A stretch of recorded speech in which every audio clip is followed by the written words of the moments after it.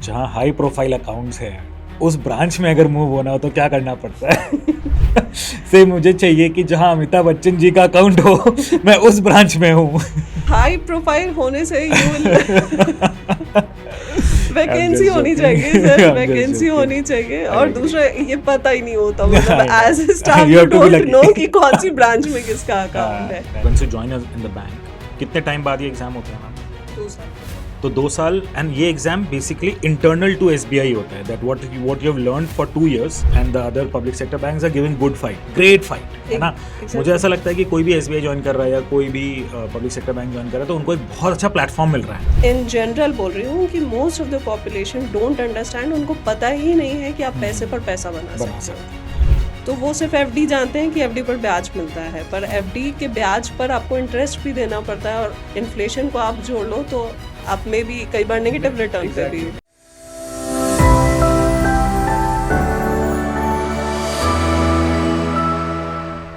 Hello everyone, welcome back to this exciting interview जिसका आप पहला सीरीज देख चुके हैं, जहाँ पे हमारे साथ थे सौम्या प्रकाश मैम, और जो कि SBI में स्केल 3 ऑफिसर रह चुकी हैं, and now she is educator by choice. Welcome ma'am once again. So मैं आपका इनफैक्ट पहले वाला इंटरव्यू देख रहा था जहाँ पे आपने काफ़ी एक्साइटिंग एंड इंटरेस्टिंग इंसाइट्स दिए around your career, and I was intrigued that I want to do a follow-on show for our audience, for our students, for our bankers. That कुछ questions मेरे दिमाग में आ रहे थे when I was actually watching that interview. So मैं चाहूँगा कि उन कुछ questions, उन कुछ चीज़ों पे आप ज़रूर प्रकाश डालें, right? So मैम, जैसा कि मैं जब इंटरव्यू देख रहा था तो एक चीज़ जो मुझे पता चली कि आपका जो ट्रेनिंग था, जो आपकी जो पहली सिटी थी post you joined state bank of India, that was not the city which you wanted, right? वो सिटी कोई और थी।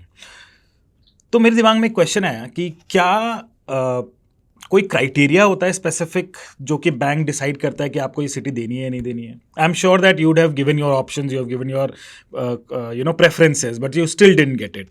सो if you can tell something about that what exactly is the criteria which banks consider while allocating a city? उसमें 2-3 चीज़ें होती हैं sir. First of all, जैसे आप जब GD इंटरव्यू के लिए जाते हैं, आपको एक बायोडाटा फॉर्म मिलता है, Right. और वो बायोडाटा फॉर्म के ऊपर ही आपका most of the interview based होता है। तो उस बायोडाटा फॉर्म में आई हैड टू फिल कि मैं कौन से स्टेट में, इट वाज रिटन कि apart from your own state, क्योंकि उसको वो डोमिसाइल स्टेट ही मानेंगे, आप कौन से 3 स्टेट में काम करना चाहोगे। अच्छा। तो मेरा पहला ऑप्शन था दिल्ली, और मैंने 2 और स्टेट दिए थे And I Hindi think most of the people Delhi consider हाँ, करना चाहते होंगे या बॉम्बे कंसिडर करना चाहते होंगे being the financial capital. Financial capital. दूसरा, मतलब दिल्ली में रिलेटिव्स होते हैं, या मतलब reach is easier compare to मतलब बाकी शहर। हिंदी स्पीकिंग वाला भी होता है Right, कि mother आप tongue हो गया मदर आपका। टंग वाली चीज़ रहती है। तो मैंने वो किया था, बट मतलब जिस दिन मेरा GD इंटरव्यू था उस दिन फिर बोला गया, मेरे साथ GD में 12 लोग थे, और हम 12 लोगों में मैं एक अकेली थी जिसको ये नहीं बोला गया कि domicile state will not be considered, वहाँ कट करके आप अपना डोमिसाइल लिख दो। अच्छा, ओके। तो वो मेरा कट नहीं हुआ, वो मेरा दिल्ली का दिल्ली लिखा रह गया। And I got to know this just before interview, मतलब इंटरव्यू के 3-4 मिनट पहले जब मैं बाहर वेट कर रही थी, तब मुझे पता लगा कि वहाँ पे सबने कट करके पटना लिखा है। अच्छा। I was the only one जिसने दिल्ली लिखा है। ओके। और आई वाज टोल्ड कि यू प्रिपेयर योर आंसर कि आप जाके क्या बोलोगे। तो वो शायद मेरी किस्मत लिख गई थी। ओके। बट क्राइटेरिया की बात बोलूँ तो क्राइटेरिया उसमें बेसिकली ये रहता है कि आपके टोटल मार्क्स, जिसके सबसे ज़्यादा मार्क्स होते हैं उनको प्रेफरेंस दिया जाता है। उनकी प्रेफरेंस वो क्या चाहते हैं उसके अकॉर्डिंगली मिलता है आपकी रैंकिंग के हिसाब से। और उसके बाद फिर बैंक की जहाँ वैकेंसी ज़्यादा हो वहाँ पर बैंक कर सकती है। मतलब इट इज़ नॉट कोई वो नहीं है कि आपको अपनी जगह मिल ही जाए जो आपने ऑप्शंस में दिए हैं। If you have a good rank you might get that. अगर बहुत अच्छे रैंक नहीं है तो हो सकता है बैंक अपने हिसाब से फिर पोस्टिंग दे दे आपको। Okay. In fact since lot of students join these banks from our institute, बहुत बार ये सुनने में आता है कि अगर आप even if you have been allocated a city, if you apply for a transfer say, suppose बहुत बार ऐसा होता है कि due to marriage people shift, home town change हो जाता है, जहाँ पे वो already home location branch location change हो जाती है, सॉरी। तो वो सब क्राइटेरियाज भी रहते हैं। Even if you have been allotted a city, आप बाद में अगर पोस्ट मैरिज और due to some genuine reason, if you apply to banks, then you may be considered to get transferred. Genuine reasons में bank consider करती है, definitely consider करती है। पर कई बार, जैसे मैं अपने केस के बारे में बताऊं, तो when I join from Patna, मुझे नहीं मिला, मुझे दिल्ली मिला। आई वाज मोर हैप्पी कि मतलब मुझे एक दूसरा स्टेट जाने को मिल रहा है। एंड लर्निंग कर्व मेरा बिल्कुल डिफरेंट हो गया, बिकॉज अपने स्टेट पे आप अपने घर पर रहते हो, तो शायद उतनी चीज़ें मुझे मैनेज करने का चैलेंज नहीं मिलता जितना right. आप अकेले जा करके व्हेन यू मैनेज एवरीथिंग। तो दैट वेज मुझे लगता है कि कई लोग एंजॉय करने लगते हैं नए जगह। So, if I read between the lines, you are suggesting that students should actually try and be away from home location so that they get more exposure. Suggesting, I'm just saying, अगर आपको मिलता है then be happy that something good will definitely happen to you. कई लोग वैसे intentionally they want to go to somewhere else, जैसे बॉम्बे, बैंगलोर। जैसे हम कॉलेज में जब जाते हैं तो लगता है कि भाई हाँ, अब घर से थोड़ा बाहर निकले। Okay, that's interesting. Comes, but दोनों के अपने एडवांटेज डिसएडवांटेज है। अब घर पर हो तो घर पे बना खाना मिल रहा है, वहाँ जा करके you will have to manage. But I am not suggesting, but I am saying कि आपको बैंक में जब भी पोस्टिंग मिलती है, क्योंकि आपको हमेशा आपके हिसाब से पोस्टिंग नहीं मिलती है, तो if you start enjoying that place, तो आपको हर जगह ही अच्छा लगेगा। Okay, okay, interesting. So ma'am, ये ट्रेनिंग का जो पीरियड होता है, आई थिंक टीओ बोलते हैं उसे, पीओ बोलते हैं। नहीं, एक ट्रेनिंग ऑफिसर, अच्छा वो क्लर्क के कॉन्टेक्स्ट में है। ओके, ठीक है। So how was your journey after training? After training I joined, एक एग्ज़ाम देना होता है, कंफर्मेशन का एग्ज़ाम होता है एसबीआई में, कि 2 साल की जो ट्रेनिंग, जो इंस्टीट्यूशनल ट्रेनिंग होती है, ऑन द जॉब ट्रेनिंग होती है, उसके बाद you have to appear for that exam. उस एग्ज़ाम को क्लियर करने के बाद फिर सो एग्जामिनेशन का सिलसिला खत्म नहीं होता है, नहीं, even after clearing the SBI PO entrance exam? Okay, नहीं, वो पढ़ाई का सिलसिला और एग्जाम का सिलसिला बैंक में कभी खत्म नहीं होता है। हाँ, जेआईबी होता है, सीआईबी होता है, फिर प्रमोशंस के एग्जाम्स होते हैं। आई नो, प्रमोशन के एग्जाम्स, और आपको ईयरली कुछ कोर्सेज कंप्लीट करने होते हैं टू गेट पर्टिकुलर मार्क्स, मतलब जो आपकी ईयरली अप्रेजल भी होता है फॉर दैट आल्सो। उसमें कुछ मार्क्स होते हैं जिसमें आपको कोई पर्टिकुलर कोर्सेज करने होते हैं। कुछ इंटरनल कोर्सेज हो सकते हैं, कुछ आप जैसे आईआईबीएफ के कोई कोर्स करने हो, तो वो पढ़ाई लाइफ लॉन्ग की रहती है फॉर बैंक। तो जैसे प्रोबेशनरी ऑफिसर के कितने टाइम बाद, once you join in the bank, कितने टाइम बाद ये एग्जाम होता है मैम? 2 साल के बाद। तो 2 साल, एंड ये exam basically internal to SBI होता है, that what you have learned for 2 years? It could be anything, जो जैसे जेआईबी सीआईबी का, it will be related anything from banking sector, sometimes economics या कुछ वैसा पूछ सकते हैं, और इंटरनल भी not aptitude test, not maths, reasoning वगैरह नहीं होता, but more to do with your profile and more to do with banking as a sector. Banking as a sector की आपको नॉलेज कितनी है, आप ऑपरेशनल कितना जानते हो, कि अगर आफ्टर गिविंग दैट एग्जाम आप एज अ ब्रांच हेड तुरंत ले सकते हो, यानी दैट असाइनमेंट, या एज अ फील्ड ऑफिसर, मतलब जहाँ पे आपकी रिस्पॉन्सिबिलिटी हो जाएगी। So you should be aware कि क्या काम होता है या क्या रूल्स रेगुलेशंस हैं, उसके लिए वो एग्जाम। तो मैम, आपका कैसा रहा आफ्टर पीओ, जो आपने एग्जाम दिया? So how was that journey, what exactly you did and how it progressed? मैंने एग्ज़ाम दिया, एंड हमारे टाइम पे था कि if you will score 75% and above in that particular exam, आप डायरेक्ट स्केल 2 हो जाएंगे। Okay, wow. I couldn't B scale 2 eight that time, मैं स्केल 1 रही, और मुझे वो बाद में ठीक ही लगा, बिकॉज जो लोग स्केल 2 हुए थे उनको डायरेक्ट ब्रांच मैनेजर की पोजीशन मिली थी, तो वो that is very responsible seat. So you feel that थोड़ा सा और एक्सपीरियंस आपको हेल्प किया? एक्सपीरियंस हेल्प करता है, बिकॉज मुझे उसके बाद आफ्टर कंफर्मेशन एग्जाम मैं राजस्थान में पोस्टेड थी। That was your next posting after Delhi?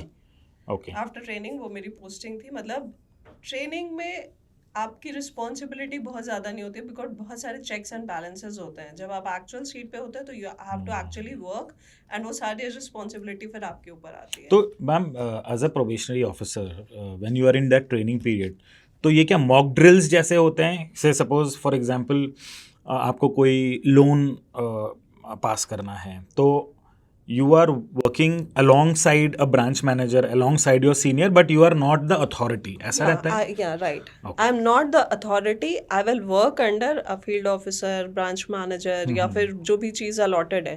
Suppose IB की ट्रेनिंग हो रही है तो जो इंटरनेशनल बैंकिंग स्टाफ देख रहे हैं उस पर्टिकुलर ब्रांच में जहाँ मैं पोस्टेड हूँ तो उनके अंडर वो मुझे काम सिखाएंगे बट मेरी आईडी से कुछ भी नहीं होगा and I can not authorise anything. अच्छा, okay. वो सिर्फ मैं काम सीखने के लिए उनके अंडर काम करूँगी वो जो भी काम दे मुझे. And this is how it is during the probation period. Okay. और जब आप कंफर्मेशन के बाद ब्रांच जाते हैं then you have to do everything on your own and you will be held responsible for whatever you are doing for all your actions. कुछ time पहले discuss कर ही रहे थे that the importance of that sign which you do on any paper और any approval which you give is so critical. I mean with so much of technology coming in, frauds happening, etc. So I think बहुत ज़्यादा important हो जाता है हर एक banker के लिए to be extremely vigilant, right? Right. है ना. तो ये राजस्थान में आप कहाँ थे मैम? मैं राजस्थान में नाथद्वारा में पोस्टेड थी एज अ फील्ड ऑफिसर. और क्या करना होता था मैम उसमें? What kind of role it was? Loans का सारा काम था मेरे पास. Agri loan, P segment loan और SME लोन्स थे. Priority segment.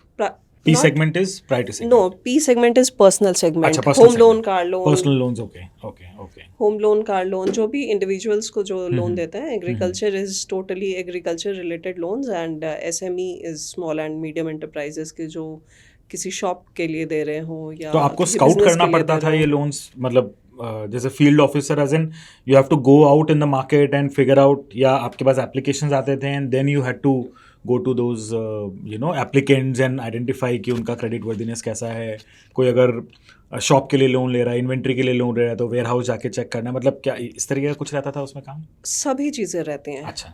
आपको मार्केटिंग भी करनी है, मतलब बिकॉज ब्रांचेस दो तरीके की होती हैं. एक होती हैं, अगर मैं SBI की बोल लूँ तो BPR ब्रांचेस और नॉन BPR ब्रांचेस बोलते हैं. जो बिजनेस प्रोसेसिंग वाली होती हैं उनमें एक पर्टिकुलर यूनिट होती है जो सिर्फ लोन करती है. आप सिर्फ सोर्सिंग करते हो, आप मार्केटिंग करके लेके आते हो, you give it to them और वो करते हैं. बहुत सारे पब्लिक सेक्टर बैंक्स में उनके जो एडमिनिस्ट्रेटिव ऑफिस होते हैं वहाँ पर जाकर के लोन होते हैं. तो ये डिसेंट्रलाइज रहता है, मतलब हर एक ब्रांच के अपनी क्रेडिट टीम होती है, इस तरीके से रहता है, या एक सेंट्रल प्रोसेसिंग यूनिट रहता है? सेंट्रल प्रोसेसिंग यूनिट सा रहता है. वो एक शहर में होता है, मतलब अब वो शहर के, अब जैसे सपोज उदयपुर में है तो उदयपुर में अगर with in Udaipur city 10-15 branches अगर हैं तो वो 15 ब्रांचेस सोर्सिंग करके उस पर्टिकुलर यूनिट को देंगी. लेकिन रूरल वगैरह एरिया में क्या होता है कि you have to do everything. आप प्री सैंक्शन से लेकर के पोस्ट सैंक्शन से तक का सारा काम आप खुद करोगे. You will do the recovery as well. जो लोन NPA हो रहे हैं उसके रिकवरी के लिए भी आप खुद ही जाओगे.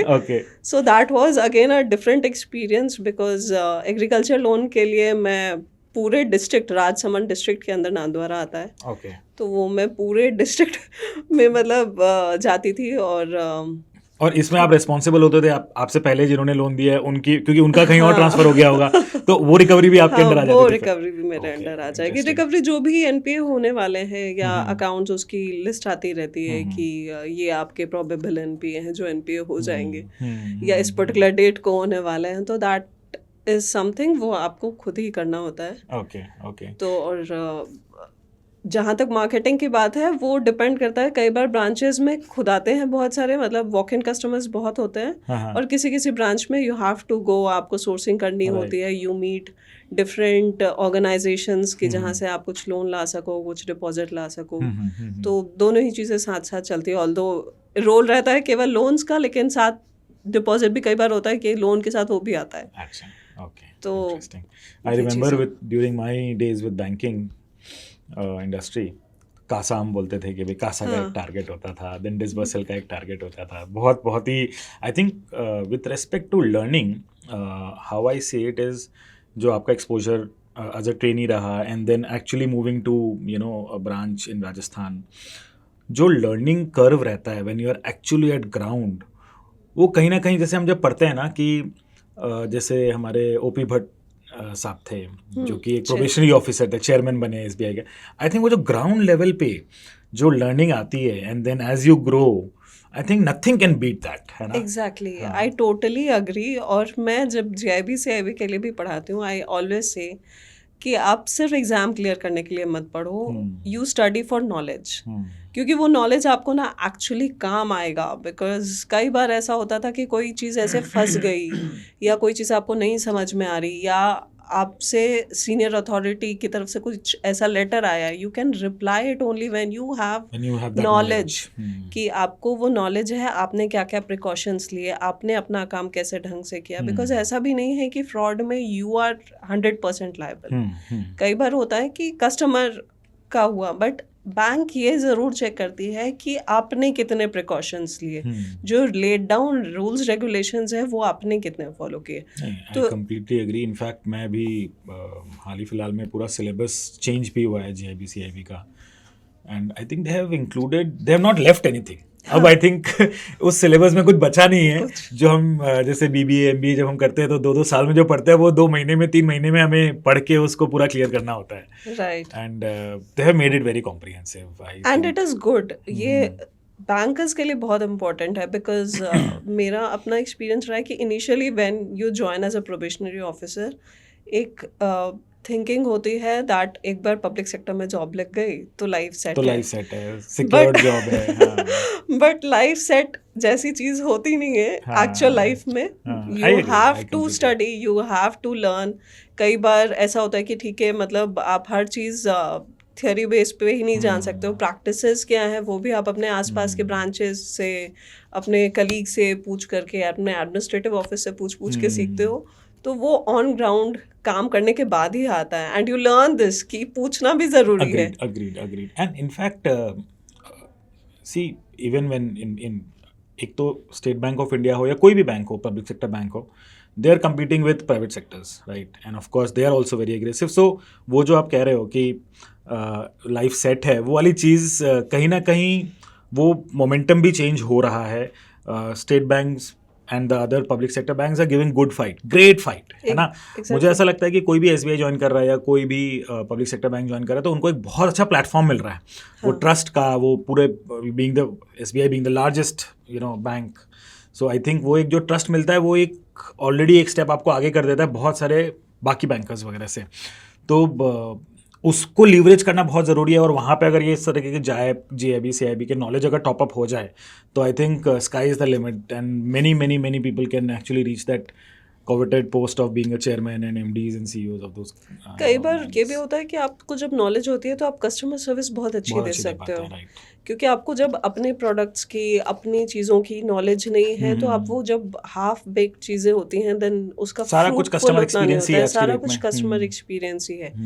अब अगर मैं एक एग्जाम्पल जैसे दूँ कि वंस अ कस्टमर केम, वो मेरे से कई बार, मतलब I was branch manager eight that time in Mathura, तो वो मुझसे एक लोन के लिए ही वॉज कि मैम मेरा लोन कर दो। मैंने उसको पहले उसमें बोला कि नहीं हो सकता ये लोन, आप कुछ भी कह लो, मैं ये लोन नहीं कर पाऊंगी जो आप चाह रहे हो। मैं मतलब अगर आपको लोन चाहिए तो I can do this loan, इसके लिए मुझे ये डॉक्यूमेंट चाहिए होगा, बट आप जो मुझे डॉक्यूमेंट वो नहीं हो सकता। उसके बाद वो दूसरे बैंक गए वो कस्टमर, और वहाँ पे उनका प्रोसेस शुरू करा दिया। उनका TIR का जो फीस लगता है और वैल्यूएशन का फीस वगैरह लेकर के प्रोसेस स्टार्टेड। उनके एडमिनिस्ट्रेटिव ऑफिस गया उस ब्रांच से, और वहाँ से वो लोन रिजेक्ट हो गया। And then he again came, जब तक वो प्रोसेस चल रहा था, ही केम टू मी कि आपने तो मना कर दिया, देखो मेरा वहाँ process. And you are a branch manager that time? I was branch manager. So ये पीओ से ब्रांच मैनेजर की जर्नी कितने टाइम में आपने कंप्लीट की? मैंने 1.5 ईयर लगभग मैं राजस्थान में एज अ फील्ड ऑफिसर थी। उसके बाद तो अराउंड 3.5 years, 2 साल का probationary officer and 1.5 year in Rajasthan. So around 3 to 4 years में आप ब्रांच मैनेजर मथुरा में बन गए थे। कई लोग 2 साल के बाद भी जो आप कह रहे थे कि एग्जाम के बाद हुए वो भी बन गए थे। बिकॉज ब्रांच मैनेजर में आपका बहुत रिस्पॉन्सिबिलिटी बहुत बढ़ जाती है, तो you have to be very careful. तो जब मैंने उनको मना किया था, देन वहाँ से जब रिजेक्ट हो गया, ही टोल्ड मी कि आपने ही सही किया था, कम से कम मेरे पैसे नहीं खर्च हुए। That's a beautiful experience. तो यू हैव टू, अगर आपको नॉलेज रहती है तो कस्टमर फिर वो चीज़ ज़्यादा याद रखता है कि मतलब नहीं, आपने तो यार शुरू से बोला था कि नहीं हो सकता। और नहीं दैट्स आई थिंक बहुत सारा बहुत इंपॉर्टेंट है। इनफैक्ट आज के डेट में जैसे मैं देख रहा था सब्जेक्ट में एक वेल्थ मैनेजमेंट का भी सब्जेक्ट हम पढ़ाते हैं, and with increasing middle class and people getting sensitive towards that savings and how to invest in mutual funds, इतना पब्लिसिटी हो रही है इस चीज़ की. तो आई थिंक हर एक area, not only loans but I think even on the wealth management side, on the requirement of best practices with respect to, चाहे वो रनिंग द ब्रांच हो, चाहे वो ओन फंड्स हो, बहुत ज़रूरी हो जाता है किसी भी बैंकर को उस चीज़ को समझना. और दोनों चीज़ें मैटर करती हैं सर. मतलब अगर आप वेल्थ मैनेजमेंट की जैसे बात करेंगे तो उसमें सिर्फ कस्टमर का फ़ायदा नहीं है, बैंक का भी फ़ायदा है, बिकॉज बैंक उससे फ़ी बेस्ड इनकम मिलती है. और जो इंटरेस्ट का पहले जो डिफरेंस होता था डिपॉजिट एंड एडवांसेस का, वो बिकॉज ऑफ प्राइवेट प्लेयर्स वो परसेंटेज अब बहुत कम होता जा रहा है. तो banks have to depend on fee based income now for their earning. Right. तो इसके लिए इंश्योरेंस म्यूचुअल फंड से जो इनकम आती है, that is income for the bank. As well as हमारी सोसाइटी में अभी भी लोग इन्वेस्टमेंट को नहीं समझते. मतलब मैं एक बहुत इन जनरल बोल रही हूँ कि most of the population don't understand. उनको पता ही नहीं है कि आप पैसे पर पैसा बना सकते हो. तो वो सिर्फ एफडी जानते हैं कि एफडी पर ब्याज मिलता है, पर एफडी के ब्याज पर आपको इंटरेस्ट भी देना पड़ता है, और इन्फ्लेशन को आप जोड़ लो तो आप में भी कई बार negative return. Exactly, negative return में चले जाते हो, क्योंकि उस पर टैक्स भी देना पड़ता है आपको. राइट, टैक्स भी देना है एंड इन्फ्लेशन भी एडजस्ट करोगे तो शायद वो नहीं. तो for emergency fund FD is good कि आपको जब भी ज़रूरत पड़े आपको वो तुरंत अवेलेबल रहता है. बट इन्वेस्टमेंट इज इम्पोर्टेंट कि आप इन्फ्लेशन को बीट करके अपने इनकम को ग्रो कर सको. तो इसीलिए वो नॉलेज भी ज़रूरी है एज अ बैंकर. और जो एस्पिरेंट्स हैं उनको बिल्कुल जानना चाहिए, क्योंकि बिकॉज ये क्वेश्चंस कई बार इंटरव्यू में भी पूछ लेते हैं. That's true. In fact I would want to ask you 2 questions. In fact last जो इंटरव्यू था आपका, उसमें आपने एक बात की थी फॉरेन पोस्टिंग्स की. तो थोड़ा सा अगर आप उसमें बता सकें हमारे स्टूडेंट्स के लिए कि अगर मैं स्टेट बैंक ऑफ इंडिया या फॉर दैट मैटर कोई भी पब्लिक सेक्टर बैंक ज्वाइन करता हूँ, तो क्या क्राइटेरिया होता है that I get selected for that particular thing and I move out of India, अगर मेरा वो एस्पिरेशन है तो. Number 1. Second question is that during my days when I was in banking sector, I interacted with lot of bankers who were into very interesting roles like treasury management, right? Forex management या interest rate swaps से suppose बहुत कोई rural electrification REC है, उनको अगर बहुत बड़ा कोई बॉन्ड इशू करना है या उनको कोई फॉरेन फंड्स ड्रॉ डाउन करने हैं, तो उसमें ऑब्वियसली कुछ इंटरेस्ट रेट आर्बिट्राज की हम बात करते हैं. या तो वहाँ पे अगर मैं अपना करियर बनाना चाहता हूँ being in state bank of India, which is not a plain Jane branch manager or a plain Jane मैं लोन या कासा कर रहा हूँ, but I am doing pretty technical stuff. Obviously, when I'm getting into credit risk management etc., वहाँ पे भी एक role आ जाता है जहाँ पे मैं लोन प्रोसेसिंग कर रहा हूँ, not personal loans but I'm processing corporate loans, large loans. तो वो भी एक बहुत कोविटेड एरिया हो जाता है. बट मैं से सपोज और इंस्टीट्यूशनल साइड में मूव कर जाता हूँ, जहाँ पे मैं फॉरेन एक्सचेंज मैनेजमेंट में हूँ या ट्रेजरी मैनेजमेंट में, बैंक की ट्रेजरी है. तो उस रोल के लिए क्या करना पड़ता है? मतलब अगर मैं आज स्टूडेंट हूँ और मैं एस्पायर कर रहा हूँ एक बैंकर बनने के लिए, तो what all I should keep in mind, how that progression happens? So 2 questions, one is foreign posting, second is these roles.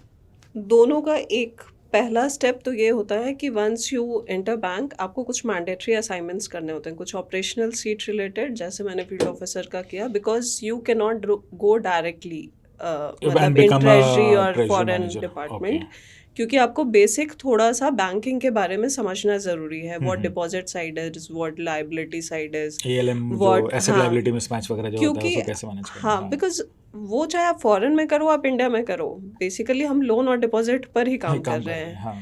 आप जब एक जनरल आइडिया जानते हो तो मुझे लगता है दिस इज़ द लॉजिक कि इनिशियली कुछ मैंडेटरी असाइनमेंट्स क्लियर करवाती है बैंक, उसके बाद you have to appear for those exams, उसकी वैकेंसी आती है, और इंटरनल एग्जाम्स होते हैं फॉर फॉरेन पोस्टिंग या फॉर ट्रेजरी, दोनों के अलग अलग एग्जाम होते हैं. तो जिससे सपोज प्रोबेशनरी ऑफिसर के बाद जो एग्जाम होता है वो अलग होता है और ये अलग होता है. ये अलग होता है.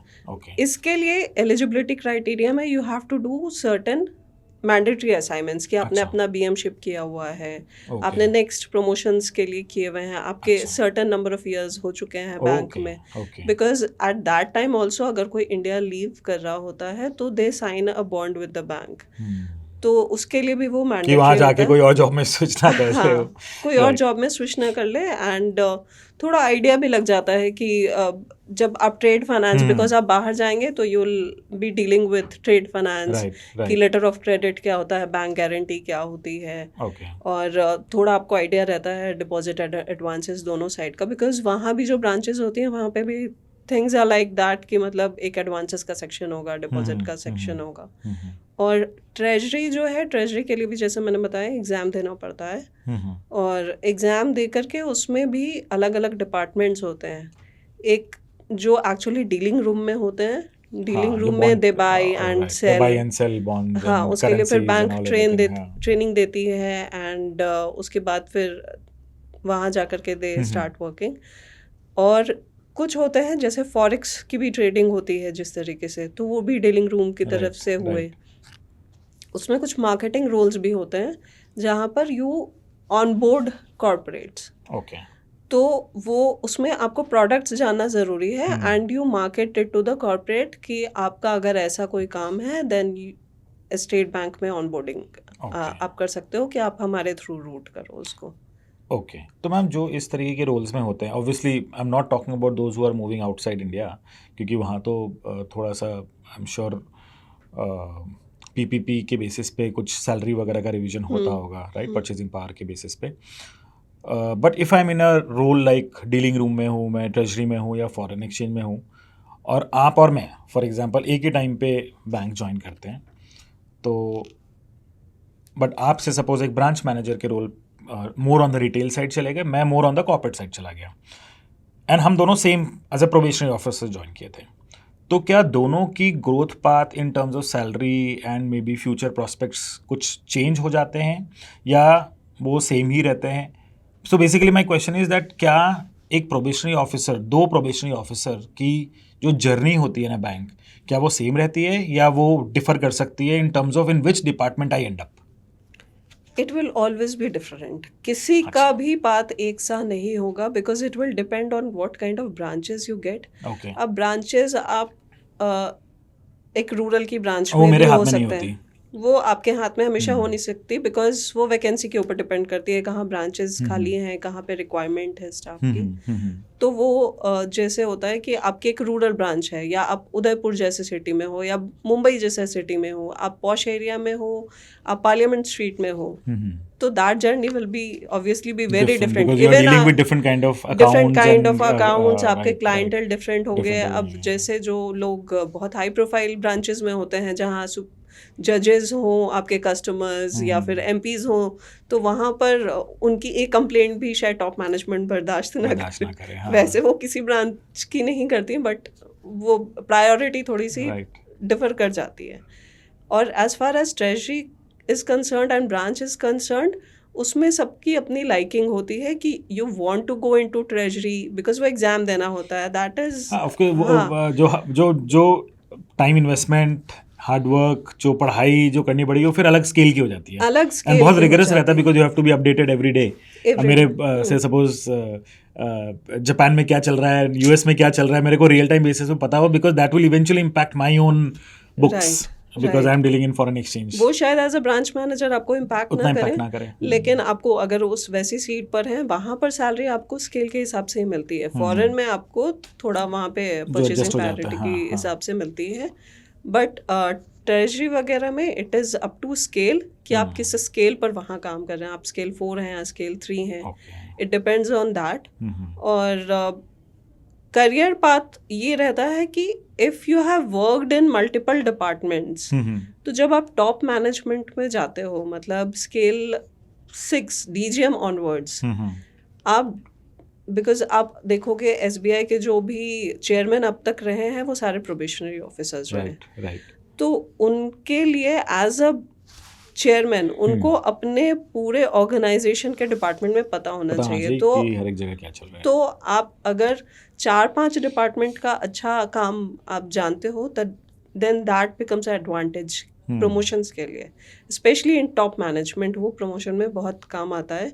या क्योंकि कई बार स्टेट बैंक से बहुत लोग डिप्यूटेड होते हैं टू अदर ऑर्गेनाइजेशंस, किसी दूसरे बैंक में पोस्टेड होते हैं या किसी दूसरे ऑर्गेनाइजेशन में as a chairman they are working, although they are part of SBI family, but उनको वो पोजीशंस मिलती हैं तो वो उनके एक्सपीरियंस पे what they have learned in SBI उसका एडवांटेज उनको वहाँ पर जाकर मिलता है। तो मुझे अगर जहाँ हाई प्रोफाइल अकाउंट्स हैं उस ब्रांच में अगर मूव होना हो तो क्या करना पड़ता है?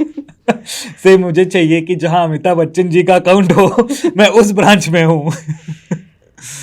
हाई प्रोफाइल होने से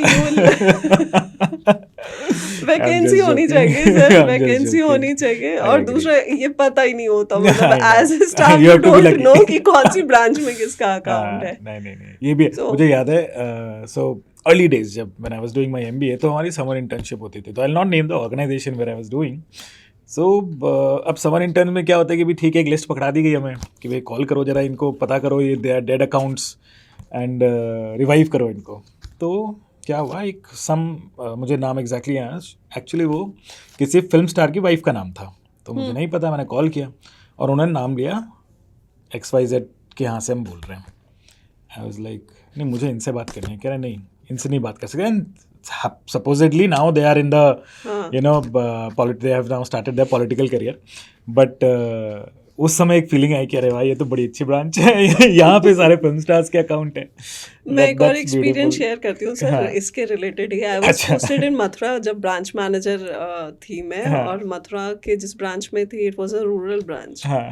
अब आप जो फिल्म स्टार की बात कर रहे हो ना, तो उस टाइम पे when I was posted there, उस टाइम में तेवर मूवी की शूटिंग चल रही थी। अरे वाह, अच्छा। सेम विलेज जहाँ मैं पोस्टेड थी।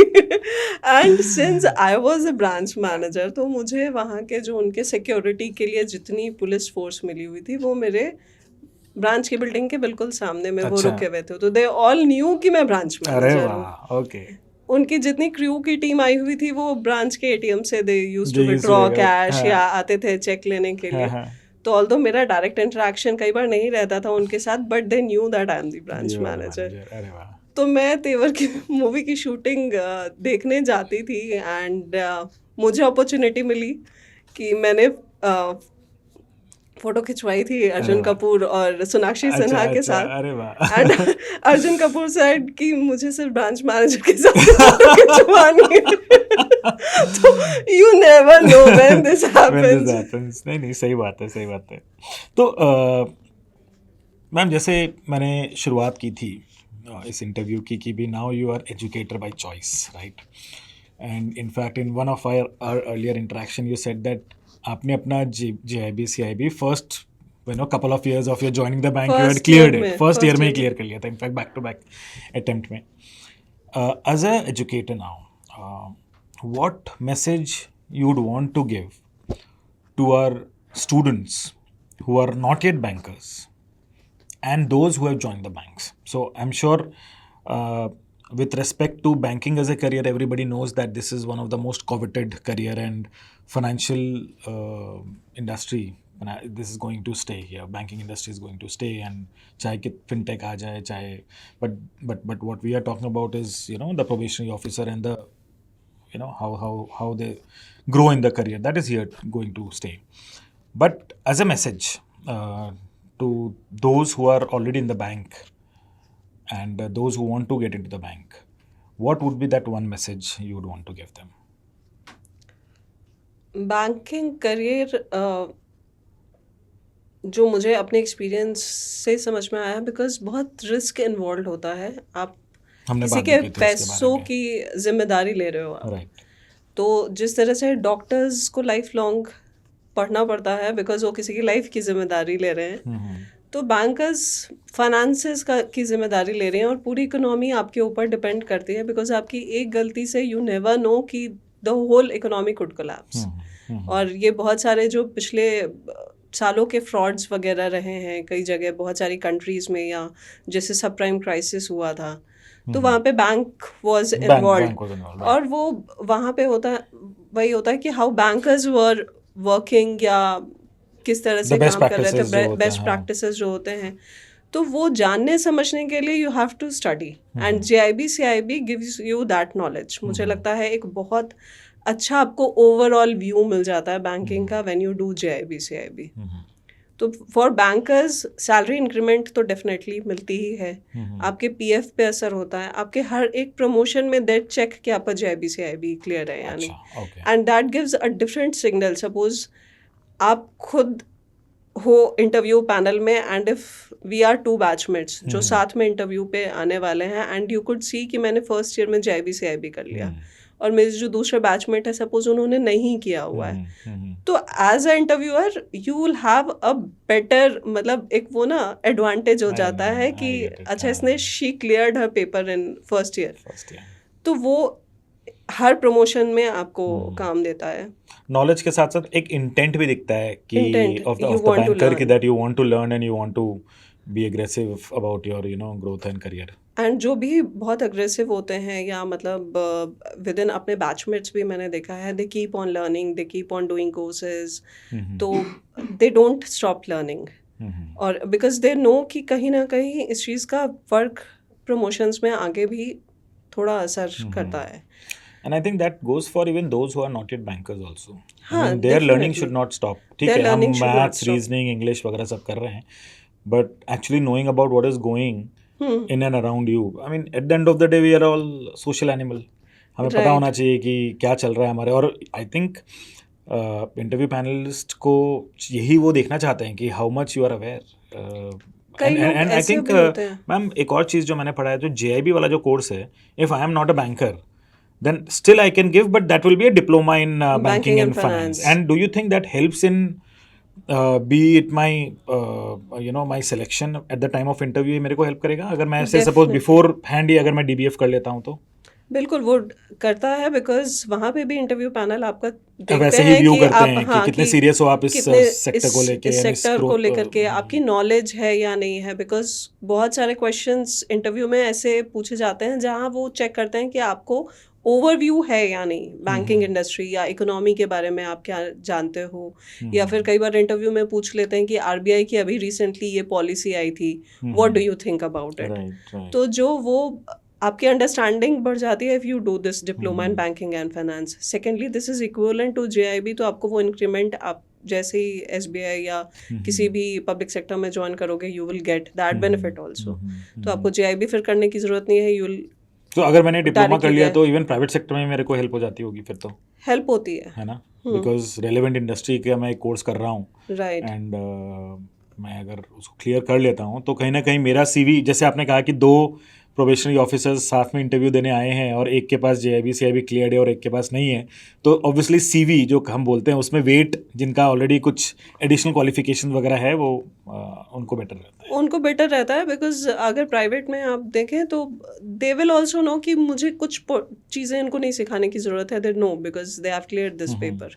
तो उनको बेसिक अंडरस्टैंडिंग है कि what debit credit is, what deposit liability and asset for the bank is, because वो डिफर करता है बाकी इंडस्ट्रीज़ के हिसाब से. तो you will get an idea of it. और इसलिए मुझे लगता है जो एस्पिरेंट्स भी हैं इफ़ दे आर स्टडिंग और वो एक एक्स्ट्रा कोर्स भी करना चाहते हैं तो इसमें there is nothing wrong in that. They can pursue that course और वो इंटरव्यू में definitely it will help. So, ma'am, one last question. I know I've been throwing questions back to back. One last question. As a banker, मैं MBA करना चाहता हूँ अब तो बहुत सारे मीडियम्स हो गए MBA करने के. I can do any sort of MBA.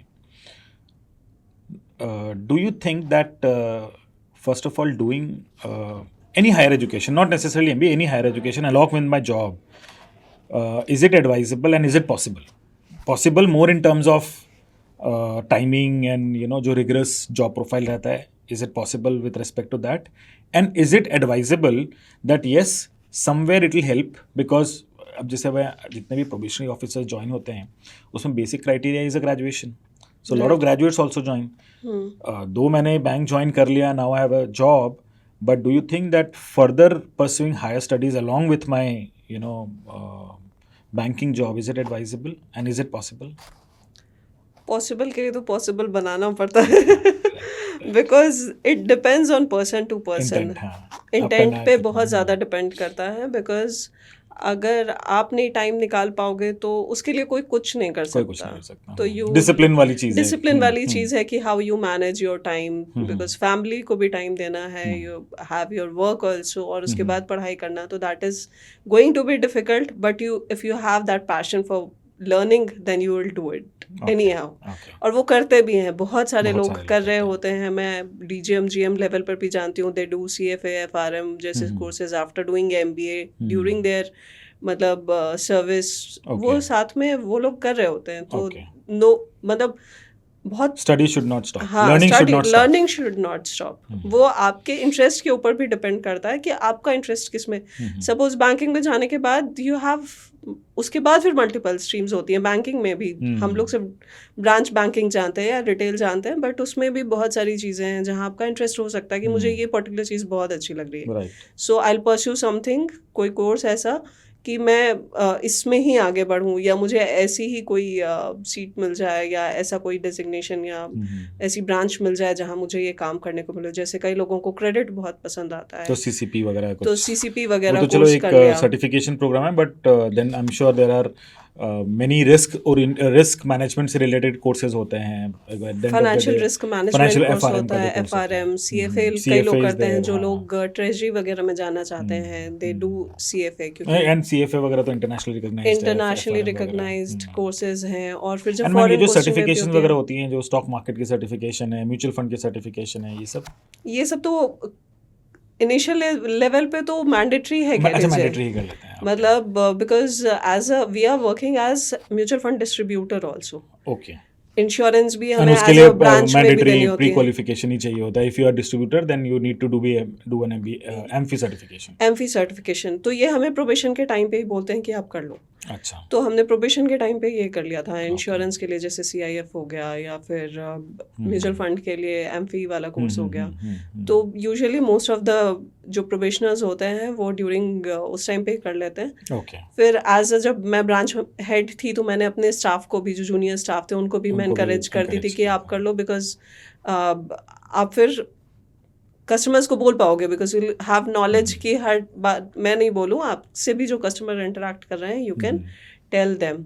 तो पढ़ाई करना possibility depends on person, and करने से फ़ायदा ये रहता है कि बिकॉज आप जितनी चीज़ें जानना चाहोगे, जितनी करने चाहोगे, आपको अपॉर्चुनिटी वैसी वैसी मिलती चली जाती हैं। वो मुझे लगता है कि, और जैसे कोई फॉरेन पोस्टिंग जाना चाहता हो, अगर उसने CFA कर रखा है, ही और शी हैज़ एडिशनल एडवांटेज, क्योंकि नॉलेज भी बहुत हो जाती है। और वहाँ पर आप जो काम करोगे दैट माइट हेल्प यू, या ट्रेजरी में आप हो तो दैट विल हेल्प यू। वो आपको जो भी ट्रेनिंग बैंक देगी, उसके अलावा भी आप बहुत सारी ऐसी चीज़ें जानोगे अगर if you have completed this course. तो मुझे लगता है यू शुड, एंड पढ़ाई मैं हमेशा ही बोलती हूँ कि मतलब होता है ना, दैट इज़ समथिंग कि छोड़नी नहीं चाहिए। And if you are passionate तो वो एडिशनल वो रहता है कि आप कैसे भी करिए, वो तो फिर निकल जाता है टाइम फिर हर एक चीज़ के लिए निकल जाता है। Right, great ma'am. I think मेरे जो भी डाउट्स थे मेरे तो क्लियर हो गए, एंड फॉर ऑल लर्नर्स, अगर आपके कोई भी डाउट्स है with respect to banking as a career, and if you're a banker, then within the bank, how you can impute your amplify your career growth, and कुछ भी questions हो आपके दिमाग में, आप प्लीज़ comment box में ज़रूर लिखिएगा, and we would be very happy to address each one of them. Thank you ma'am, thank you everyone. Thank you sir, thank you everyone.